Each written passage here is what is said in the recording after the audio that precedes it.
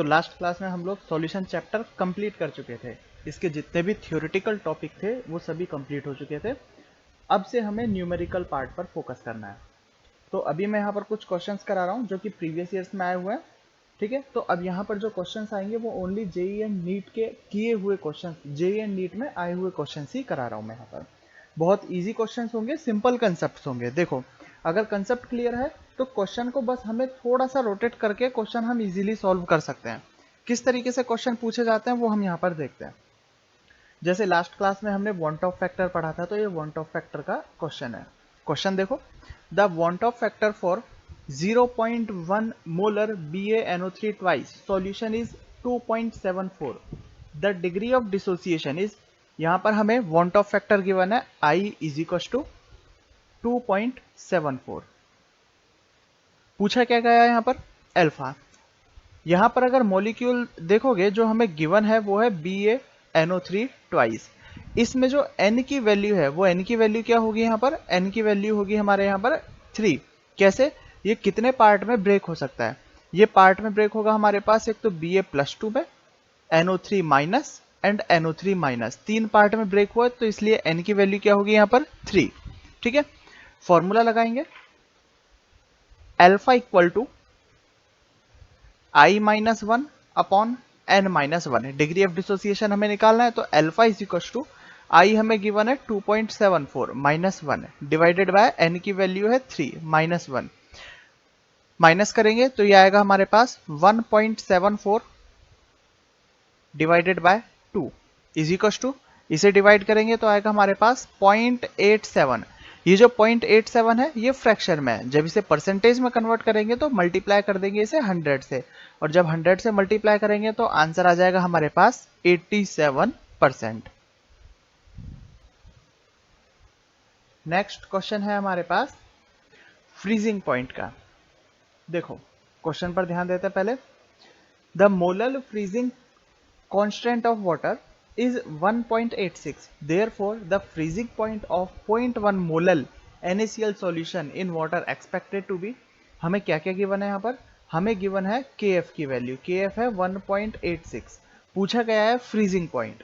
Molality given है यहाँ पर, मोललिटी होगी 0.1 मोलर। ठीक है, और NaCl कंपाउंड गिवन है, और NaCl का मतलब हमें पता है कि जब इसे पानी के अंदर डिसोसिएट किया जाएगा तो ये Na+ और Cl- में ब्रेक हो जाएगा, तो इसका मतलब इसका वांट ऑफ फैक्टर कितना होगा? 1।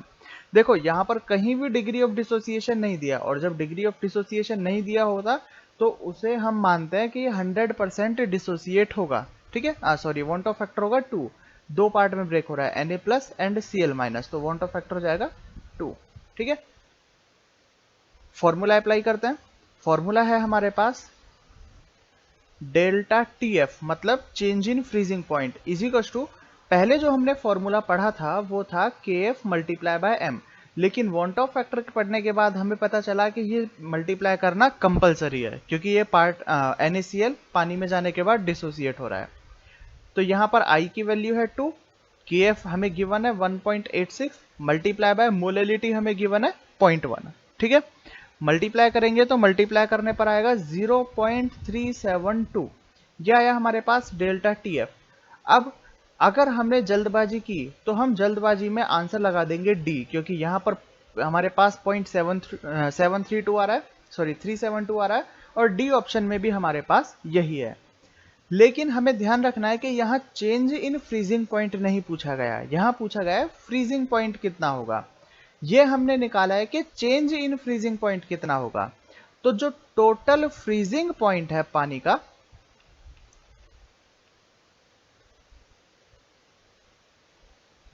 जो फ्रीजिंग पॉइंट है वो कैसे निकालेंगे? पानी का जो पहले फ्रीजिंग पॉइंट था डिग्री सेंटीग्रेड में वो था 0, फ्रीजिंग पॉइंट 0 डिग्री सेंटीग्रेड होता है।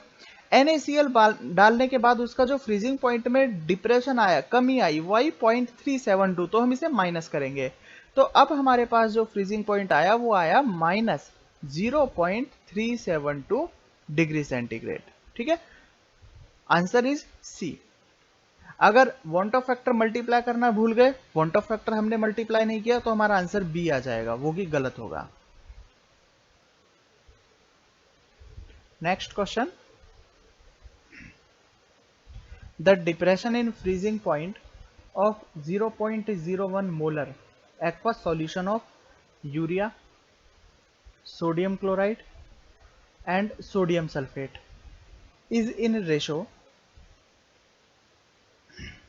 देखो यहां पर हमें पूछा गया है डिप्रेशन इन फ्रीजिंग पॉइंट मतलब delta T F. Delta T F का फॉर्मूला है आई इंटू के एफ इंटू मोलरिटी। अब यहां पर सॉल्यूट गिवन है हमें यूरिया, NaCl एंड Na2SO4, ये सॉल्यूट हमें गिवन है और एक्वस सॉल्यूशन बोला गया है। तो एक्वस सॉल्यूशन का मतलब क्या हुआ, जो KF होता है, ये KF हमेशा किसके लिए होता है, KF तो सॉल्वेंट के लिए होता है और इन तीनों के केस में ही सॉल्यूट डिफरेंट है लेकिन सॉल्वेंट सेम है। तो इसका मतलब ये जो KF है ये कांस्टेंट है, ठीक है। यहां पर जो कंसंट्रेशन है वो कंसंट्रेशन कितना है 0.01 मोलर, मतलब ये भी हमें क्या दिया गया है, कांस्टेंट दिया गया है। तो यहां पर डेल्टा TF के आगे KF भी कांस्टेंट है, M भी कांस्टेंट है। तो क्या हम बोल सकते हैं delta TF is directly proportional to I, ठीक है, ये बोला जा सकता है। तो हम बोल सकते हैं कि ये जो रेशो होगा delta TF1, delta TF2, delta TF3। अब ये 1 2 3 क्या है, 1 हमने लिया यूरिया, 2 हमने लिया NaCl एंड 3 हमने लिया सोडियम सल्फेट जो कि Na2SO4 होता है, ठीक है। तो delta TF1, delta TF2 and delta TF3 ये किस रेशो में होंगे, ये इन्हीं के वॉन्ट ऑफ फैक्टर के रेशो में होंगे, I1 ratio I2 ratio I3, ठीक है। यूरिया का वॉन्ट ऑफ फैक्टर, यूरिया का वॉन्ट ऑफ फैक्टर मैंने बताया था कि ये डिसोसिएट नहीं होता तो इसका वॉन्ट ऑफ फैक्टर होता है 1। NaCl का वॉन्ट ऑफ फैक्टर कितना होगा, दिखाई दे रहा है यहाँ से, NaCl कितने पार्ट में ब्रेक हो सकता है, 2 पार्ट में ब्रेक हो सकता है, तो 2। Na2SO4, Na2SO4 कितने पार्ट में ब्रेक हो सकता है, ये 3 पार्ट में ब्रेक हो सकता है, 2 Na plus and SO4 minus. तो यहाँ वॉन्ट ऑफ फैक्टर होगा 3। तो जो इनका वॉन्ट ऑफ फैक्टर होगा उसी रेशो में इनका डिप्रेशन इन फ्रीजिंग पॉइंट होगा। तो आंसर क्या आ जाएगा हमारे पास 1:2:3। देखो इतने सिंपल सिंपल भी क्वेश्चन एग्जाम में पूछे जाते हैं।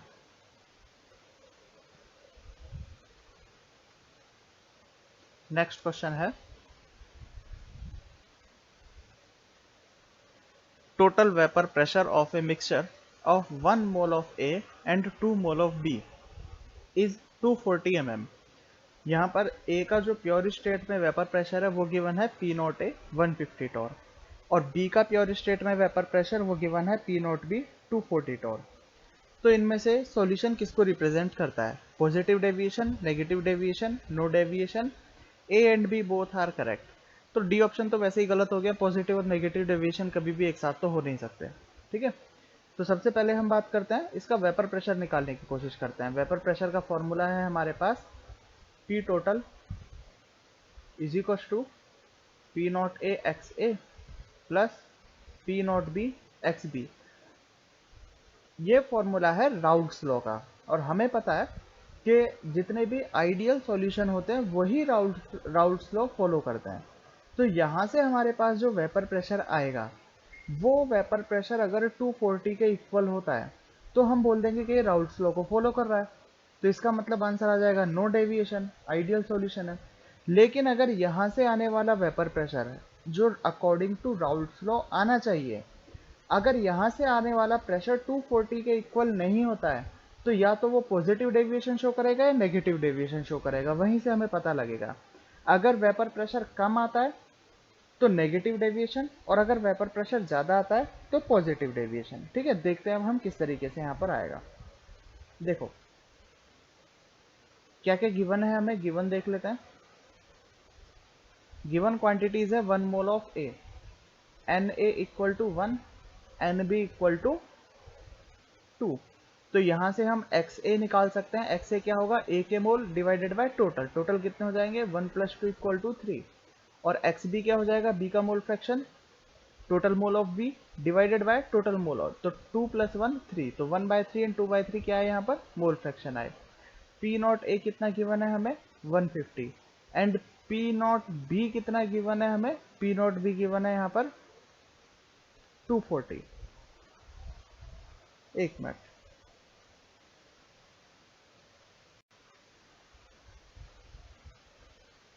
तो फॉर्मूले में वैल्यूज रखते हैं अब हम लोग।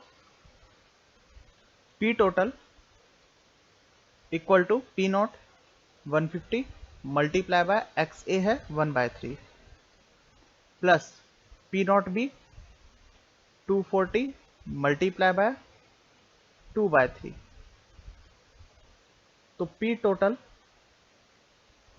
ये आएगा हमारे पास 50 प्लस ये आएगा हमारे पास 160। तो टोटल आया हमारे पास 210।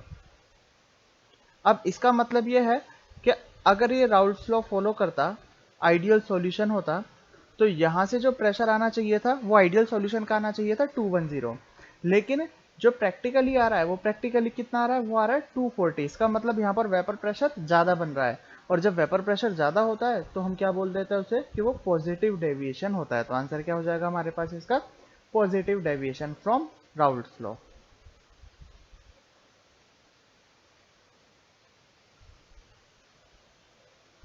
तो नेक्स्ट क्वेश्चन है अब हमारे पास, osmotic pressure of blood is 7.65 atm at 310 Kelvin.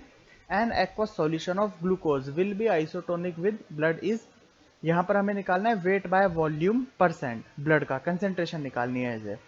तो देखो बहुत अच्छा क्वेश्चन है, और यहाँ पर गलती होने के चांस भी बहुत ज़्यादा होते हैं, जहाँ जहाँ पर स्टूडेंट गलती कर सकते हैं।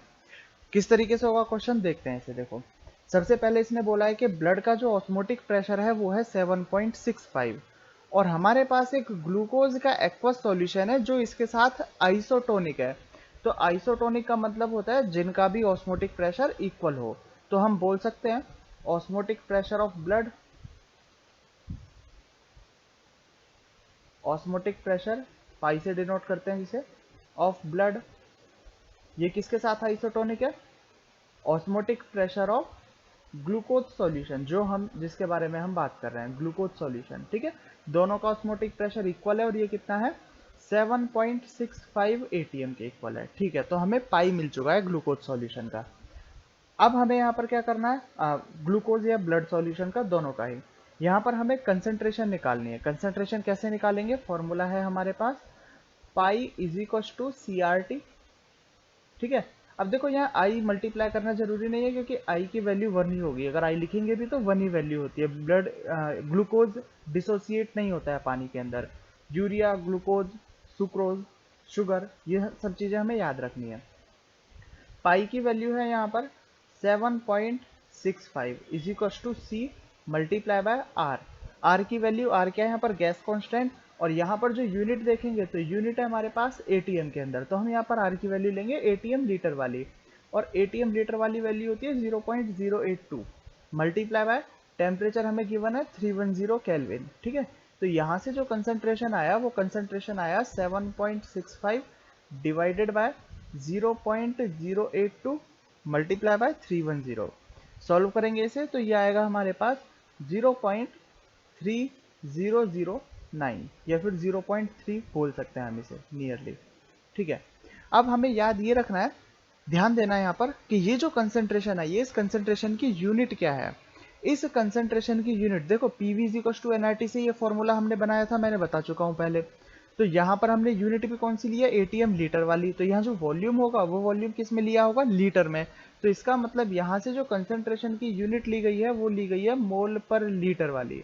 तो मतलब ये जो 0.3009 है, ये किस में आई है यूनिट, ये मोल पर लीटर के अंदर आई है। ठीक है, अब किस तरीके से सॉल्व करेंगे इसे, हमें चेंज किस में करना है, हमें चेंज करना है वेट पर वॉल्यूम परसेंट के अंदर। ठीक है, देखो मोल पर लीटर इक्वल टू 0.3009, मोल क्या होगा हमारे पास, weight upon molar mass. Molar mass किसका, ग्लूकोज का, क्योंकि सॉल्यूट की बात चल रही है, multiply by litre multiply by 1000। Sorry, यहाँ पर हम इसको एमएल में कन्वर्ट कर देते हैं। हाँ, लीटर को हमने एमएल में कन्वर्ट किया तो क्या है हमारे पास, वॉल्यूम, क्योंकि ग्राम के साथ में सिर्फ एमएल यूनिट चल सकता है।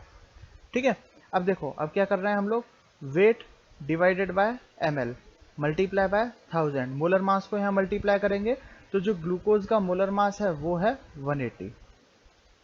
लिख देता हूं यहां पर मोलर मास कितना है ग्लूकोज का, 180 इसका मोलर मास हुआ। ठीक है, हमें कन्वर्ट करना है परसेंट के अंदर, और परसेंट का मतलब क्या होता है, परसेंट का मतलब होता है मल्टीप्लाई बाय 100 होना चाहिए, ना कि 1000। ठीक है, तो यहां पर अब हम क्या करेंगे, 10 से डिवाइड कर देंगे। भाई 1000 को 100 में कन्वर्ट करने के लिए हमने क्या किया, 10 से डिवाइड किया ना, तो यहां भी हमें 10 से डिवाइड करना पड़ेगा, डिवाइडेड बाय 10। तो अब मैं इसे बोल सकता हूं कि अगर वेट हमारा ग्राम के अंदर है तो वॉल्यूम हमारा ml के अंदर है, ml के अंदर रखना होगा, तो weight by volume percent is equal to, जब इसे हम कैलकुलेट करेंगे तो कैलकुलेशन के बाद हमारे पास आएगा 5.41, 5.41%। तो यही हमारा आंसर होगा। ऑप्शन देख लेते हैं कौन सा ऑप्शन है ये, ऑप्शन ए 5.41। ठीक है, नेक्स्ट चलते हैं।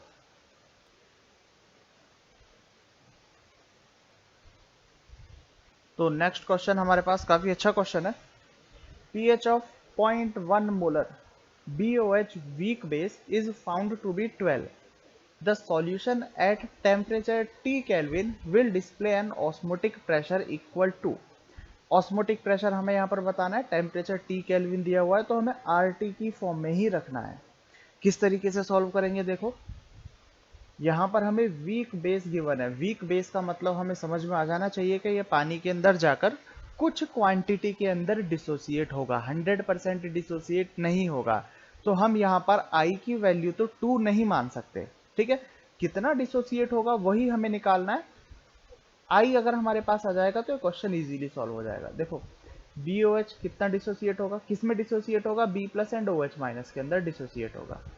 ठीक है, यहां पर हमें गिवन है pH इक्वल टू 12, इसका मतलब POH equal to 14 minus 12 is equal to 2। इसका मतलब POH इक्वल टू अगर 2 है तो OH माइनस की कंसंट्रेशन माइनस लॉग से हम निकालेंगे इसे, तो ये आ जाएगा हमारे पास 10⁻²। तो OH माइनस की कंसंट्रेशन कितना मिला हमें, 10⁻²। तो स्टार्टिंग में इक्विलिब्रियम में जैसे हम रख के देखते हैं वैसे हम रख के देखेंगे। ये है 0.1 0 एंड 0, यहाँ आएगा 0.1 माइनस 10⁻², क्योंकि 10⁻² OH माइनस की कंसंट्रेशन हमें पता लग चुका है यहाँ से, तो यहाँ भी कितना बनेगा, ये 10⁻² बनेगा। ठीक है, अब इक्विलिब्रियम जब हमने पढ़ा है तो इक्विलिब्रियम में हमें पता होता है कि यहाँ हम कौन सी टर्म लिखते हैं, यहाँ लिखते हैं हम C1 माइनस अल्फा, ये होता है C अल्फा एंड ये होता है C अल्फा। तो C अल्फा की वैल्यू कितनी है यहाँ पर, 10⁻²। तो C alpha is equal to 10⁻², then alpha is equal to 10⁻² by C, and C is 0.1 molar given है हमें, 0.1 मोलर। तो ये जो टोटल वैल्यू होगी ये होगी हमारे पास 10⁻² अपॉन 10⁻1 इज इक्वल टू 10⁻1। तो हमें अल्फा क्या मिला, अल्फा मिला हमें 10⁻1। अब इस अल्फा से हम निकाल सकते हैं इजीली आई, और एक बार आई आया तो क्वेश्चन हमारा सॉल्व हो गया। कैसे, alpha is equal to I-1 upon n-1। Alpha क्या है हमारे पास, 10⁻1, या फिर 0.1 लिख देते हैं। 0.1 is equal to I-1 divided by BOH। BOH दो पार्ट में ब्रेक हो सकता है, तो इसे हम लिखेंगे 2-1। Then I is equal to 2-1 is 1 multiply by 0.1, तो 0.1, देन 1 प्लस 0.1, तो I आएगा हमारे पास 1.1, ये I की वैल्यू आई। अब हमें निकालना है osmotic pressure, then pi is equal to I into CRT। सभी वैल्यूज अब हमें पता है। I की वैल्यू है 1.1, कंसंट्रेशन है 0.1, R और T की वैल्यू हमें रखनी नहीं है क्योंकि इसी फॉर्म में आंसर निकालना है। Then 1.1 multiply by 0.1 is equal to 0.11 RT, and answer is C। यहाँ से C आंसर हमारे पास आ जाएगा। ठीक है, तो ये हमारे पास प्रीवियस ईयर्स के क्वेश्चन है। आगे अभी हमें काफी सारे क्वेश्चंस करने हैं इसी टाइप के, सॉल्यूशन की प्रैक्टिस के। यहाँ पर देखो, यहाँ पर सॉल्यूशन का सिर्फ इतना फॉर्मूला यूज हुआ है, pi is equal to ICRT। बाकी सभी किसका कंसेप्ट लगे इसमें, इक्विलिब्रियम का कंसेप्ट लगा है। देखो यहाँ पर अगर देखोगे तो बाकी चैप्टर्स के भी कंसेप्ट यहाँ पर मिक्स करने के बाद तब हम यहाँ पर क्वेश्चन सॉल्व कर पाते हैं। ठीक है, तो आगे भी हम इसी टाइप के क्वेश्चन सब करने वाले हैं। ओके।